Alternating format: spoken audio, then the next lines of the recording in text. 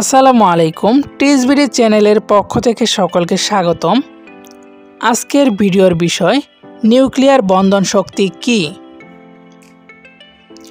কোনো পরমাণুর নিউক্লিয়াসকে বিশ্লিষ্ট করে তা বিভিন্ন উপাদান নিউক্লিয়াসকে পৃথক করতে যে ন্যূনতম শক্তির প্রয়োজন হয় তাকে সংশ্লিষ্ট নিউক্লিয়ার বন্ধন শক্তি বলে। আমি আবারও বলছি, কোনো পরমাণুর নিউক্লিয়াসকে বিশ্লিষ্ট করে তা বিভিন্ন উপাদান নিউক্লিয়াসকে পৃথক করতে যে ন্যূনতম শক্তির প্রয়োজন হয় তাকে সংশ্লিষ্ট নিউক্লিয়ার বন্ধন শক্তি বলে।